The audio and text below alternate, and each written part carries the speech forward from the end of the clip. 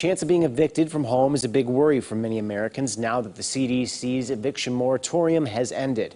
And for people experiencing financial hardship during the pandemic who qualified for moratorium and now have back rent to pay, they could be immediately evicted. KELOLAND's Lauren Solich takes a look at the assistance still out there for South Dakotans facing this worry. Brent Thompson, executive director for East River Legal Services, says 1 in 5 Americans is facing worries of not being able to pay next month's rent. It already makes it much more challenging to find a home when you have an eviction on your record.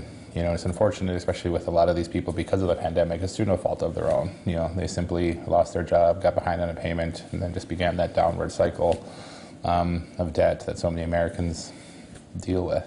In South Dakota, he says 18.8% of the population has that worry of eviction on their mind. Our office has seen our housing cases increase about 50% from May to through July. So, you know, it's a pretty significant increase. You know, unfortunately, when they reach our office, you know, it's already reached that point where it's most likely a legal matter. Thompson says before the situation reaches a lawyer's office, tenants should try to get assistance through the state of South Dakota.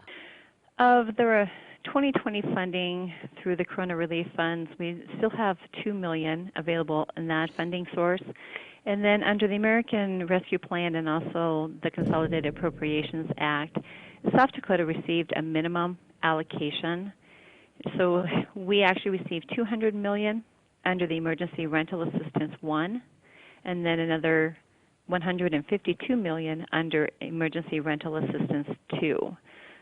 So all that funding is available for renter households. To qualify for Emergency Rental Assistance 1, Polich says you must be able to identify that you fell behind on rent directly because of COVID-19. So as a household, they do have to indicate that they either lost employment, had medical expenses due to COVID, or had increased household expenses due to COVID, which could be increased bills for utilities or household items such as food, just because kids were home and were not able to attend school. However, Polich says that to qualify for Emergency Rental Assistance 2, you have to identify a financial impact which doesn't have to be related to COVID-19.